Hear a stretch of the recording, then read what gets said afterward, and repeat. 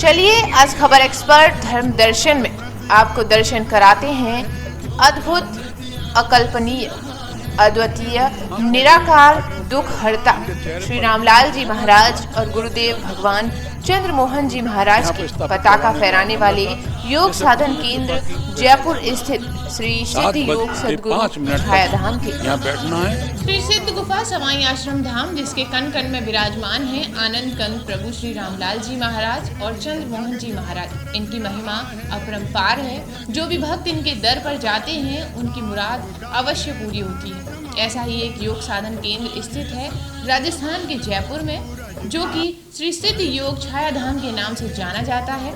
आइए देखिए एक छोटी सी झलक। अगर आप राजस्थान के जयपुर में हैं तो श्री सिद्ध योग सदगुरु छायाधाम पर आना चाहते हैं तो सबसे पहले मेरे साथ यहाँ के गुरुजी हैं। मैं उनसे जानूंगा कि इसकी शुरुआत कैसी हुई, उनके मन में इसकी स्थापना का ख्याल कैसे आया। तो चलते हैं गुरुजी के पास। गुरुजी, सबसे पहले इस यहाँ की स्थापना कैसे हुई, आपके मन में इनका ख्याल कैसे आया कि यहाँ पर इनकी स्थापना की जाए। गुरुजी, सबसे पहले 1979 में श्री सद्गुरुदेव भगवान योग योगेश्वर अनंत विभूषित श्री चंद्रमोहन जी महाराज मेरे बड़े गुरु भाई के द्वारा यहाँ पर प्रोग्राम रखा गया था। उनका नाम था रमेश चंद्र दीक्षित। उस वक्त मैं यहाँ पर प्राइवेट जॉब करता था। श्री महाराज से दीक्षा मैंने 1976 में ली और 1979 में श्री महाराज जी जयपुर के आदर्श नगर नया बसा हुआ था, वहाँ पर एक राम मंदिर था। वहाँ पर 7 दिन का योग शिविर लगा और योग शिविर के बाद वहाँ पर जिन लोगों को लाभ हुआ उन्होंने प्रार्थना की कि हमको इस योग क्रिया से, आपके बताए हुए जीवन तत्व साधन से जो लाभ मिला, अब आपके बाद 7 दिन के बाद हमें यहाँ कौन सिखाएगा, हमें यहाँ कौन बताएगा। इस तरह से प्रभु जी से प्रार्थना की, सदगुरुदेव भगवान से प्रार्थना की तो सदगुरुदेव भगवान ने इशारा किया एक हल्का सा उंगली की ओर, ये बालक आपको यहाँ बाद में कराएगा। तो वो स्थान राम मंदिर की भूमि थी। हमने वहाँ पर 1 महीना 22 दिन लगातार सदगुरुदेव भगवान के जाने के बाद नित्य प्रति 2 घंटे क्लास, नेति, जलनेति, दुग्धपान, जो गुरुदेव की आज्ञा थी वो करवाया। उसके बाद कुछ बारिश का मौसम आया, वहाँ पर कार्य चला तो 1 महीने 22 दिन के बाद वहाँ से कार्यक्रम पूरा हुआ। सदगुरुदेव भगवान के चरण कमलों में जाकर मैंने प्रार्थना की, प्रभु वहाँ पर अब कार्य चल पड़ा है और वहाँ पर किसी प्रकार से आसन क्लास अब लगाने में असमर्थ हैं। श्री महाराज जी ने कहा, लला 1998 में जाकर के दोबारा पुनः अपना योग प्रचार करना और तब तक तुम अपना सेवा कार्यक्रम करते रहो। श्री महाराज जी की आज्ञा पा करके मेरे को किसी कारण से अस्वस्थ होने के कारण हर्निया का एक रोग होता है वो हुआ और श्री महाराज जी आज्ञा पा करके 1998 की जगह पर 2006 में इस स्थान की स्थापना हुई और इस स्थापना के बाद अब लगातार योग की जो भी क्रिया सदगुरुदेव भगवान ने बताई, उनके द्वारा जो हमको मार्ग मिला, उनके द्वारा जो आज्ञा मिली, उन्होंने जो आज्ञा दी उसको सिरधार्य करके जीवन के हर क्षण को उनकी सेवा में बिता रहे हैं। गुरुजी, मैं एक और चीज़ पूछना चाहूँगा।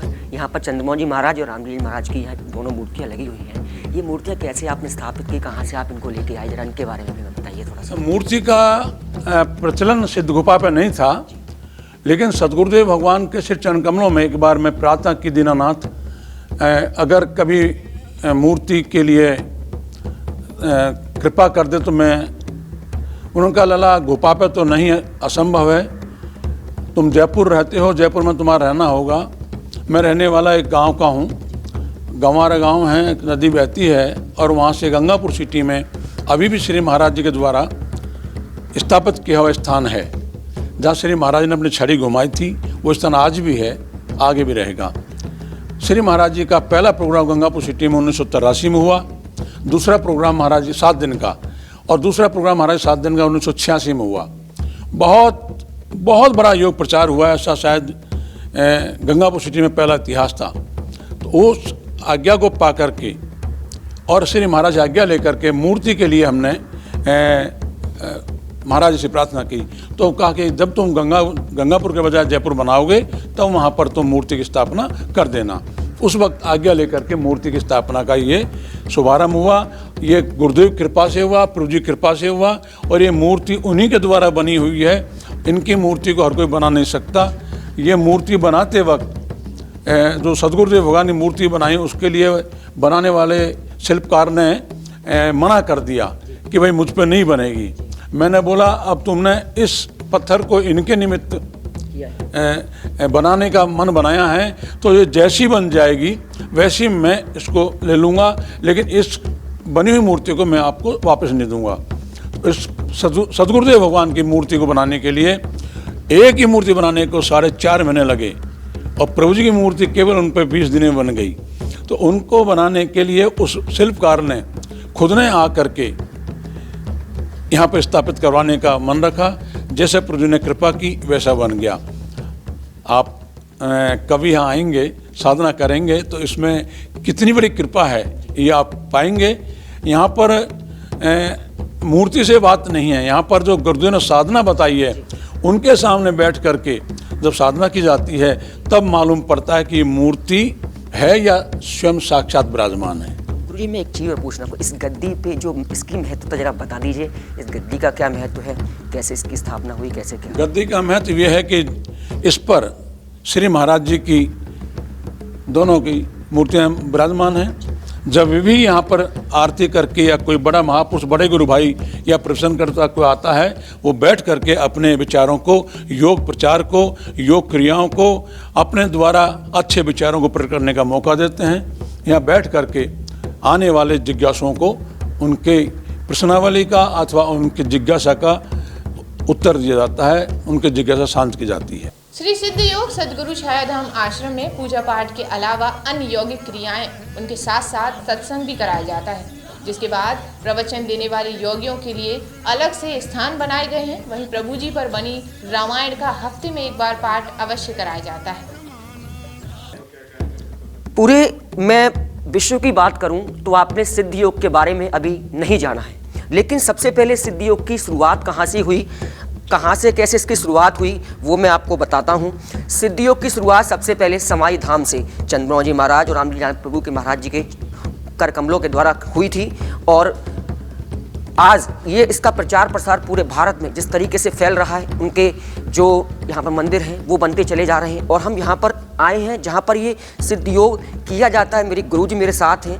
गुरुजी ये यहाँ पर ये सिद्ध योग किया जाता है, इसकी महत्वता के बारे में बताइए, कैसे इसकी शुरुआत हुई, यहाँ पर कैसे इसकी ये यहाँ पर नित्य प्रति सुबह आसन क्लास लगती हैं, महिलाओं को अलग, पुरुषों को अलग। अगर वहाँ पर जो हमारा सत्संग होता है मासिक, वो वहाँ होता है, बाकी अलग से सत्संग होता है, वो यहाँ बैठाए जाते हैं। दोनों तरफ स्थान बने हुए हैं, उन स्थानों पर महापुरुष, ब्रह्मचारी लोग, साधु लोगों को बैठने की व्यवस्था है। जो प्रवचन देने वाले हैं उस इस आसन पर विराजमान होते हैं इस पर, और ये आसन पर बैठकर हम आसन करवाते हैं, लोग सामने आसन करते हैं। प्रभु जी की कृपा से ये स्थापना यहाँ पर हुई है। केवल ये मात्र आसन और प्रवचन और सत्संग के लिए हॉल बनाया गया है। ये आप ढोल देख रहे हैं सामने, ये श्री सिद्धगुप्ता समाई धाम में एक नीम का पेड़ था, वो जो गिर गया था, उसके बाद इसको वो वहाँ सरकार बाबा हैं, उन्होंने इसको बनवाया, लेकिन हम बजाने को मना किया। तो मैंने कहा भाई ये मुझे दे दो, मैं पूजा गृह में रखूँगा, क्योंकि सिद्धगुप्ता के नीम का बना हुआ ढोल है, ये बजाने के लिए नहीं रखा है। केवल याददाश्त थी कि जब प्रभु रामलाल जी महाराज के समय से जो पेड़ था वो गिरा, उस खोल का हमने ये ढोल बनवाया और ये दर्शनार्थ रखा गया है। लकड़ी का, नीम का जो गिरा था तो खोल है। ये योग के बारे में बता दूं, कहते हैं कि योग आजकल बाबा रामदेव भी करते हैं, लेकिन योग की जो शुरुआत हुई वो समाई धाम से हुई और रामली महाराज जी प्रभु और चंद्रमोहन जी महाराज के कर कमलों के द्वारा हुई। विश्व में जो डंका बजता है वो कह देते हैं कि बाबा रामदेव के द्वारा हुआ, लेकिन नहीं। मैं आज आपको एक सच्चाई बता देता हूँ कि इसकी शुरुआत जो विश्व में जो हुई है योग की, वो यहाँ पर राम जी लाला प्रभु महाराज जी और चंद्रमोहन जी महाराज के कर कमलों के द्वारा की गई थी, समाई धाम में की गई थी। इसका प्रचार प्रसार अब यहाँ पर भी होने लगा है, हर जगह होने लगा है। जैसे अब मैं राजस्थान की बात करूँ तो राजस्थान के जयपुर में गुरुजी के चरणों के द्वारा यहाँ पर ये योग कराया जा रहा है। योग से क्या क्या होता है वो भी मैं आपको बता देता हूँ। कहते हैं योग से हमारा शरीर निरोगी बनता है और इसको करने से सारे जो हमारी बीमारियां हैं वो भी दूर होती हैं। गुरुजी से मैं जानूंगा, गुरुजी जरा योग के बारे में बताइए कि योग से क्या क्या होता है, कैसे कैसे इसको करना चाहिए। और एक और चीज़ मैं बता दूं कि चंद्रमोहन जी महाराज जी को विश्व योग गुरु की उपाधि भी दी गई है। मैं गुरुजी से जानूंगा ये कैसे हुआ और किसने दी, इसके बारे में पूरा बताइए। विश्व योग सम्मेलन जो हुए हैं केवल भारत के नहीं है, विश्व यानी संसार के हैं। संसार के अंदर योग का प्रचार जो करीब करीब भगवान श्री कृष्ण के त्रेता में जो करीब लोप हो गया था, उस योग को, सिद्ध योग को योग योगेश्वर अनंत विभूषित श्री प्रभु रामलाल जी महाराज के द्वारा पुनः प्रकट हुआ और उसका प्रचार प्रसार पूरे भारत में नहीं अपितु पूरे देश के अंदर और देश विदेश के अंदर योग योगेश्वर अनंत विभूषित श्री चंद्रमोहन जी महाराज जी के द्वारा इसका योग प्रचार हुआ। श्री प्रभु जी की आज्ञा पा करके श्री गुरुदेव भगवान ने जो भी कार्य किया वो अपने गुरु के चरण कमलों रहकर किया और बिल्कुल एकदम इस तरह का महापुरुष संसार में मुझे देखने को नहीं मिला जिन्होंने अपने बच्चों खातिर, जिज्ञासु खातिर, योग के खातिर पूरा जीवन आखिरी सांस तक लगाया। उन्हीं की कृपा से आप जहाँ खड़े हैं उनका है ये। मेरे को सौभाग्य मिला कि 1986 में जो खेल गांव दिल्ली के अंदर विश्व योग सम्मेलन हुआ था उसमें मुझ बालक को भी वहाँ जाने का सौभाग्य मिला। मैंने वहाँ जाके देखा कि श्री महाराज जी को जिस तरह विश्व के आए हुए योगियों ने उनको उपाधि दे करके, अच्छा उनको सम्मान करके प्रमुख आसन पर, मुख्य आसन पर जो योग का सर्वोच्च उच्च कोटि का आसन, उस पर उन्होंने विनती करके प्रार्थना करके कहा यह आसन आपके लिए है, आप इसे विराजमान होइए। उसमें मैंने देखा कि श्री महाराज ने कहा था कि आज योग का प्रचार प्रसार बहुत कम है, लेकिन आगामी जीवन में एक भी ऐसा मनुष्य नहीं रह पाएगा, चाहे नारी हो, चाहे पुरुष हो, बच्चा हो, चाहे बुढ़ा हो, सबको योग का सहारा लेना होगा, योग जीवन उतारना होगा। और गुरुदेव भगवान ने एक ऐसा योग जिसको कहते हैं योग क्रियाएं, उसका नाम है जीवन तो साधन, उसको इस ढंग से वहाँ पर प्रचलित किया कि एक भी व्यक्ति को किसी प्रकार का कोई साइड इफेक्ट, कोई परेशानी, कोई दिक्कत नहीं पैदा होती। इसीलिए श्री महाराज ने जहाँ जहाँ उनको मन बना उनके संकल्प से ये आसन, ये आश्रम, ये व्यवस्था सब उनकी कृपा से संभव हुआ। योग आज के जीवन में हर बच्चे को, आने वाले जिज्ञासुओं को अथवा इस नई जनरेशन को आवश्यकता है। खान पान, उनका जीवन दिनचर्या, कब सोना है, कब उठना है, कितना खाना है, कितना नहीं खाना है, इस भौतिकता के जीवन में फंसा हुआ, प्रचलन में फंसा हुआ जीव को इस योग के द्वारा ही मालूम पड़ पाएगा कि मेरा जीवन का अर्थ क्या है। मनुष्य चोला जो मिला है, मुझको इस योग के द्वारा, योगासनों के द्वारा, योग क्रिया के द्वारा जो लाभ मिलेगा उसको वो व्यक्ति खुद अपने पास नहीं रखेगा, आगामी आने वाले जनरेशन को बताएगा कि मैंने योग करके जो लाभ प्राप्त किया, मैंने योग कर जीवन को धन्य किया, मैंने योग करके जो मानव ध्येय पा करके सार्थक किया। इसलिए भाइयों, मैं भी आपसे कहूँगा कि जिसको करने से मुझे लाभ मिला वो आप भी करिएगा जिससे आपको लाभ मिले। इसलिए योग का प्रचार प्रसार गुरु कृपा से संभव। गुरुजी, इसमें धाम में यहाँ पर योग की बात कर रहा हूँ मैं, योग की सुबह कितने बजे स्टार्टिंग होती है? यहाँ पर सुबह आरती प्रभु जी की होती है, वो ठीक 5 बजे होती है। 5 से 5:30 बजे सुबह आरती होती है। उसके तत्पश्चात यहाँ आकर योगासन करते हैं। 1 घंटा 25 मिनट का यहाँ पर योगासन होता है। तत्पश्चात अंतःकरण है जहाँ पर ध्यान अभ्यास है, वहाँ पर 1 घंटा 5 मिनट का ध्यान अभ्यास होता है। उसके पश्चात जिन लोगों को नेति करने का अभ्यास पहले से वो नेति करते हैं, उनकी पूरी व्यवस्था गुरुदेव कृपा से आश्रम में संभव है। और जो नए आते हैं उनको नेति के लिए प्रेरित करते हैं, नेति कराते हैं। हमारी एक भावना रहती है, कोई शर्त नहीं होती, क्योंकि यहाँ पर जो होता है वो निःशुल्क होता है। स्वप्न मात्र में भी यहाँ पर किसी से पैसा लिया नहीं जाता, किसी प्रकार से भी। बल्कि इतना कहूँगा कि नेति जहाँ से भी लाते हैं वहाँ से पैसे से लाते हैं। आप जयपुर के किसी व्यक्ति से पूछ लीजिएगा, वहाँ यहाँ पर नेति का भी कोई पैसा नहीं लेते, स्वरूप का, प्रभु जी के स्वरूप का कोई पैसा नहीं लेते। यहाँ पर किसी प्रकार से कोई भी क्रिया का दूध जो पिलाते हैं नाक से, वो गाय का, गौशाला दूध का होता है, उसका कोई पैसा नहीं लेते। ये पूरा जो होता है गुरुदेव कृपा से संभव हो रहा है। गुरुजी, जरा नीति के बारे में हमें बताइए कि इस नीति को करने से क्या फायदे होते हैं और लोगों को क्यों करनी चाहिए? सूत्र नीति के करने से जिनको साइनस का प्रॉब्लम है, जिनको साइनस हो जाने से ऑपरेशन, डॉक्टर कह देता है ऑपरेशन निश्चित है, उनका सूत्र नीति करने से कभी जीवन में ऑपरेशन हो ही नहीं सकता, होगा ही नहीं। जिन्होंने नीति का लाभ उठाया है उनको नेत्र ज्योति, जिनके चश्मे लग गए, चश्मे उतर गए। आज मैं खुद आपके सामने खड़ा हूँ, मेरे दाई आँख का ऑपरेशन होना था लखनऊ के अंदर। आज मैं पूर्ण रूप में केवल चश्मा जो लगाता हूँ उस आँख को सेफ्टी के लिए, उस आँख को सुरक्षा के लिए लगाता हूँ, भाई मैं उस आँख से देखता हूँ। नीति का मुझे जीवन का अनुभव है, उसी नीति को श्री गुरुदेव कृपा से औरों करवाता हूँ। नीति करने साइनस खत्म, अगर किसी के घेंगा हो रहा उसको सूत्र नीति से खत्म, किसी आवाज़ में कुछ तोतलापन है नीति से खत्म, अगर आँख में ज्योति में कमी आ रही है तो खत्म, अगर किसी प्रकार से स्मरण शक्ति में कमी आई है तो सुतनीति करके, जलपान करके, जो सौंठ का सदा हुआ दूध पीते हैं गाय का, उससे स्मरण शक्ति बढ़ती है। चेहरे की आभा, चेहरे की कांति, कुल मिला करके ये इतना पूरा जो हिस्सा है वो सूत्र नीति, जल नीति और दुग्ध पान करने से चमकता है और कुल मिला करके इतना निरोगी काया हो जाता है कि वो व्यक्ति कभी दिमाग से थकता नहीं, कभी दिमाग में भारीपन आता नहीं, उसका सिरदर्द कभी होता नहीं। यहाँ पर गुरुजी गुफा की बात भी करते हैं हम कि समाई धाम में भी गुफा, और यहाँ पर जी बिल्कुल के आपके दर्शन कराऊंगा, बिल्कुल वहाँ पर गुरुजी कैसे हम गुफा में जा सकते हैं और गुफा के अंदर कैसे? गुफा में जाने का नियम यह है कि वहाँ जाने वाला व्यक्ति पैंट नहीं पहन के जाता, जुराब पहन के नहीं जाता, बेल्ट बांध के नहीं जाता।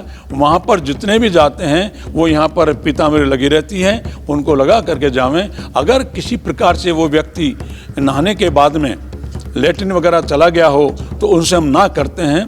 अगर कोई धोखा करके जाता है तो उसकी वो जाने, लेकिन उसमें जाने के नहीं, क्योंकि वहाँ पर 2007 से लगातार अखंड ज्योति घी के द्वारा प्रज्वलित है। उनकी कृपा से आज तक कभी वो विराम नहीं लिया। और कोरोना काल के अंदर भी यहाँ पर दुनिया के सब पट बंद हुए, लेकिन यहाँ के सेवक जितने आसपास के हैं करीब करीब 8-9 व्यक्ति एक दिन भी नहीं रुके, आसन करते थे। और आसन करके दादा भी बोर्ड लगा रखा था यहाँ पर किसी प्रकार से भी प्रवेश वर्जित है, लेकिन वो आते, आसन करते और वो ज्योति को संभाल करके आज तक ज्योति प्रज्वलित है। कृपा सदगुरुदेव प्रभु रामनाथ जी महाराज की है, उसको आपको दर्शन कराऊंगा। उसके पहले आप यहाँ आएँ तो आपको अंतकरण दिखा देता हूँ, जिसका अंतकरण का मतलब जहाँ पर साधना की जाती है। मैं वहाँ पर आपको यही कह देता हूँ कि वहाँ पर किसी प्रकार से भी कोई रोगी है, जुकाम खांसी है, उसको प्रवेश हम नहीं देते, क्योंकि और दूसरा डिस्टर्ब होता है। अचानक खांसी आ सकती है, अचानक वहाँ जाने के बाद छींक आ सकती है, कोई बात नहीं, लेकिन पहले से अगर वो खांसी जुकाम है उसको प्रवेश नहीं देते, दूसरों डिस्टर्ब ना हो। 10 साल से छोटे बच्चे को वहाँ पर प्रवेश नहीं देते। और एक बार बैठने के बाद में वहाँ पर जो व्यक्ति बैठेगा वो 1 घंटा 5 मिनट के बाद ही बाहर आ पाएगा।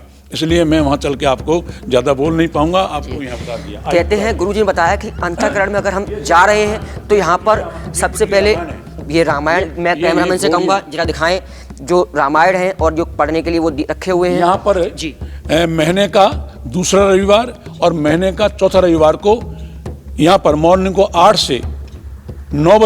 से 12 बजे तक प्रभु जी की रामायण का स्वामी पठन होता है। और उनके पठन में जो भी बात ऐसी होती है जो गुरुदेव भगवान ने कभी अपने श्रीमुख से बताई थी, वो और विस्तार के रूप में बताई जाती हैं।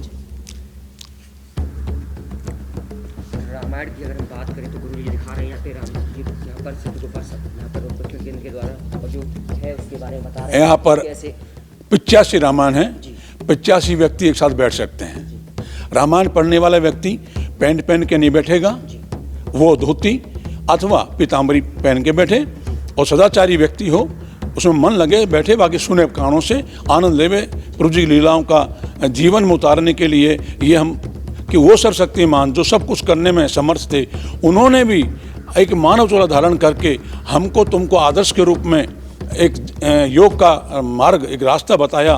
उस पर चलने के लिए ये रामायण प्रेरणा करती है, गुरु कृपा की प्रेरणा करती है। महापुरुषों के अंदर क्या विभूतियाँ होती है, क्या कृपाएं होती हैं, उसकी प्रेरणा करती है। केवल रामायण इसलिए नहीं है कि उनकी लीला मृत है, इसके पढ़ने मात्र से भी अगर मन से कोई पढ़ता है तो मुझे लगता है कई व्यक्तियों का तो पढ़ते पढ़ते ही ध्यान लग जाता होगा। उनको ये बोध नहीं रहता कि मैं अब लाइन पढ़ूँ आगे। ऐसा देखने को मिला, वो मैं थोड़ा सा हिम्मत करके कहने का सामर्थ्य रखता हूँ। बहुत बड़ी बात गुरुजी ने बता दी यहाँ पर कि यहाँ पर जो रामायण की बात कर रहा हूँ मैं, यहाँ पर ये इस पे रामायण रखी जाती है, गुरुजी बता रहे हैं। जी। और ये रामायण रखने का ये घोड़ी है, उसके ऊपर इस तरह से ये बिछाया जाता है जी, और इसके ऊपर रामायण रख करके रखी जाती है यहाँ पर। जी, रामायण का सम्मान करेंगे तो जितने भी आने वाले नए लोग हैं उनको ये प्रेरणा मिलेगी कि प्रभु जी के रामायण को सहज नहीं रखना चाहिए। प्रभु जी की रामायण को कैसे रखना चाहिए, कैसे पढ़ना चाहिए और ये कब होती है, गुरुजी ने उसके बारे में पूरा बता दिया। हम अंतःकरण के अंदर चल रहे हैं। सिद्ध योग सदगुरु छायाधाम आश्रम में एक बेहद ही अद्भुत नज़ारा देखने को मिलता है, जहां 3D ध्यान केंद्र बनाया गया है, जिसमें प्रभु श्री रामलाल जी महाराज की एक प्रतिमा अपनी ओर आकर्षित करती है, जिसे देखने के लिए दूर दराज से लोग यहाँ आते हैं। जो नज़ारा बेहद खूबसूरत लगता है। देखिए ये विशेष रिपोर्ट। बताया है यहाँ पर कि ध्यान केंद्र कैसे किया जाता है और कैसे अंदर बैठ के लोग ध्यान केंद्रित करते हैं, और 1 घंटे 5 मिनट का जो गुरुजी ने टाइम बताया वो भी बताया है। मैं और पूरा गुरुजी के साथ चल रहा हूँ, गुरुजी से जानूंगा कैसे कैसे इसके अंदर क्या होता है, उसके बारे में पूरा यहाँ पर गुरुजी हमें बताएंगे। गुरुजी, हम अंतःकरण के अंदर आ चुके हैं। अब यहाँ पर कैसे इसकी सुबह कितने बजे से इसकी शुरुआत होती है और लोग यहाँ पर आकर कैसे ध्यान केंद्रित करते हैं और ध्यान केंद्रित करके कैसा वो महसूस करते हैं। सुबह 6 बजे से लेकर के 7:05 तक यहाँ बैठना है, 7:15 भी बज सकते हैं। और उसके बाद यहाँ पर जो स्थिति है, गर्मियों में एसी चलता है, और अगर सड़क पर ट्रक भी जा रहा है उसकी आवाज़ नहीं आती, ऊपर को चल भी रहा है तो आवाज़ नहीं आती। इससे जो आपने दे रखा है इसके ऊपर 4 फीट ऊपर छत है, और ये जो आप देख रहे हैं ये भी जी मेन दीवार से जो सीमेंटेड होती है उस दीवार से 2.5 फीट आगे है। ये साउंड प्रूफ है पूरा। और अभी ये लाइटिंग जो आप देख रहे हैं, ये लाइटिंग उस वक्त नहीं होती है। और मैं आपको अभी बताऊंगा गुरुदेव कृपा का जो ये यहाँ पर ये जो आप देख रहे हैं, ये बिल्कुल परम सत्य है कि यहाँ पर किसी आर्किटेक्ट ने पैर भी नहीं रखा आने के लिए। गुरुदेव भगवान की प्रेरणा, गुरुदेव भगवान बनाने वाले, करने वाले वो, कराने वाले वो। और अभी आप मैं दर्शन कराता हूँ, आप देखेंगे सामने। गुरुजी इसके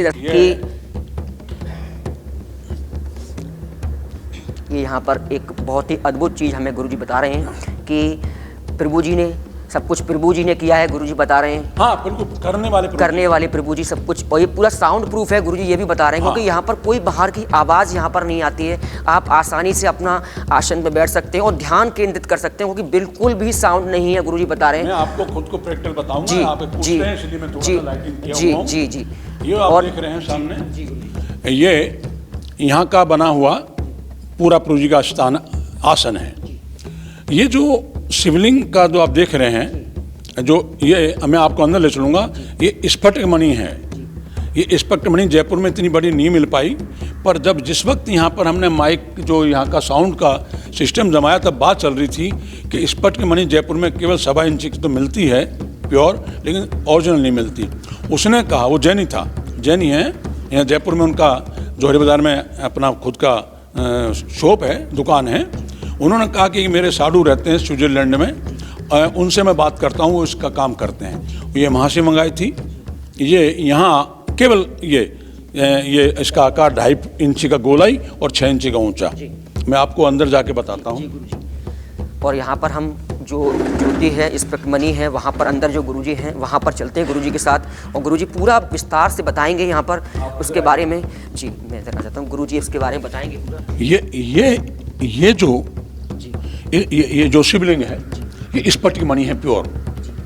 और ये जो नीचे जलेहरी बनाते हैं, ये जयपुर में बनवाई। ये जो मंगाई है बाहर से मंगाई है। एक जैन हैं उनके द्वारा, और उन्होंने हमको मंगाई। ये 3,85,000 रुपये की हमको यहाँ उन्होंने ला के दिया स्विट्ज़रलैंड से, वहाँ से कोई मिला है हमको ये। और इसका जो ये अभी देख रहे हैं आप, ये लाइट को ऑब्जर्व कर रहे हैं, इसमें लाइट नहीं है, लाइट है लेकिन ये जो लाइट है इसको ऑब्जर्व कर रहे हैं और इससे ये चमकती है। ये हमने इसको बनाने के लिए सामने शीशा लगाया था और पीछे में खड़ा होकर के और उस शीशे में देखता रहा। जब ये लाइट मेन पॉइंट पर आ गई तो हमने यहाँ पर रोक दिया। शीशा आप ऊपर देखेंगे, शीशा रखा हुआ है अंदर, ऊपर चले बताऊंगा। वो शीशा यहाँ के लिए, वहाँ से इसके पीछे से मैं, और ये जो स्वरूप देख रहे हैं प्रभु जी का, इसको हमने रंगीन इसलिए नहीं बनवाया। रंगीन गर्भ बनाते तो इनकी आंखों में, दाढ़ियों पर, इनके चेहरे पर, तो हमारा ध्यान उधर भटकता। तो केवल आकृति बनाई है। और आकृति क्यों बनाई है मैं आपको लाइट बंद करके बताऊंगा किस तरह इनका रूप का दर्शन होता है, किस तरह ध्यान इनके देखने में लगता है। इसलिए बिना रंग के स्केच रूप में प्रभु जी को विराजमान किया है। बहुत अच्छी बात गुरुजी ने यहाँ पे बता दी कि ध्यान केंद्रित करने के लिए गुरु ने जो गुरुजी की बनाई है उसमें किस तरीके से उन्होंने बनाया है, ऐसी मैंने कहीं नहीं देखी। और ये बहुत ही अच्छी चीज़ गुरु ने यहाँ पे बता दी है। अब मैं थोड़ा कहूँगा लाइट बंद करके जरा गुरुजी बताएं इसके बारे में, तो थोड़ा और अन्य लोग भी आते हैं। श्री गुरुदेव भगवान के दीक्षित बच्चे नहीं, भारतवर्ष के अनेक गुरु के शिष्य आते हैं, यहाँ अपना अपना ध्यान लगाते हैं। उनसे हम कभी नहीं कहते आप ये मंत्र जाप करो, जो आपकी साधना है वो करना होगा। लेकिन आसन में सुखासन, पद्मासन, स्वास्तिकासन में बैठ करके अपन ध्यान लगाएं। जो उनका गुरु मंत्र है, जो गुरुदेव का दिया उससे दियोग मंत्र है, वो गुरुदेव अपना। बच्चे हो तो बुला लो बेटा, बच्चों को बुला लो। गुरुजी आपने जो आसन बताए, ये आसन कैसे करने चाहिए और इनसे क्या लाभ लोगों को मिलता है, कैसे, वो उसके बारे में। आसन का सबसे बड़ा लाभ ये है कि सबसे पहले आसन का नियम देखें कि आसन कैसे करना चाहिए, आसन कब करना चाहिए। अगर व्यक्ति का पहले पेट खराब है और वो प्राणायाम करेगा तो उस प्राणायाम से गैस ऊपर चढ़ जाएगा सिर में, तो वो और प्रचार करेगा कि मेरा तो आसन करने सिर भारी हो गया, आसन करने को लाभ नहीं हुआ, मेरे कान में खुरखुर हो रहा है, आंखों में जलन होनी है। कारण उसका एक ही है, कारण उसका एक ये है कि अगर पेट ठीक होगा तो आसन करने में वो तैयार हो जाएगा, उसको कोई और साइड इफेक्ट नहीं होगा। दूसरा, आसन का समय सुबह का होता है। आसन करने से आदमी दिन भर की अपनी पूरी व्यवस्थित स्थिति को, पूरी दिनचर्या को, सुबह से शाम तक वो बिल्कुल तरोताज़ा रहता है। आसन करने से केवल ये नहीं कि हम आसन करने लगे, आसन करने से जीवन का हर एक अंग, हर एक व्यवस्था सुचारू रूप चलती है। आसन शरीर के लिए नहीं है, आसन स्वास्थ्य को लेकर के मनोवृत्ति तक, मन को ले करने के लिए, मन को कंट्रोल करने के लिए आसन है। आसन का आदमी जब करेगा, जिज्ञासु बनेगा, तो उसको बताया जाएगा कितना खाना चाहिए, कितना क्या क्या नहीं खाना चाहिए, कब सोना चाहिए, कब उठना चाहिए। ये सब चीज़ें आसन करते वक्त उसको पहले नियम बताने पड़ते हैं कि आसन करने से पहले आप अपना नियम साधना करें, फिर आसन करें। अगर उन्होंने नियम की साधना नहीं की तो देखा देखी सादा योग छिजे काया बाड़े रोग। आसन करने के लिए पहले आसन के लिए तैयार होना चाहिए, तब आसन क्रिया सफल और उसको फल मिलता है, परिणाम मिलता है। अब यहाँ पे मैं कैमरामैन से कहूँगा पीछे जरा जो यहाँ पर आसन कर रहे हैं, जरा उनको भी दिखाइए किस तरीके से। गुरुजी थोड़ा बताएंगे किस तरीके से आसन यहाँ पर कराना चाहिए, ध्यान केंद्रित करना। आसन हम ऊपर करते हैं जी, ध्यान केंद्र, हाँ जी बिल्कुल, ध्यान कैसे केंद्रित होंगे।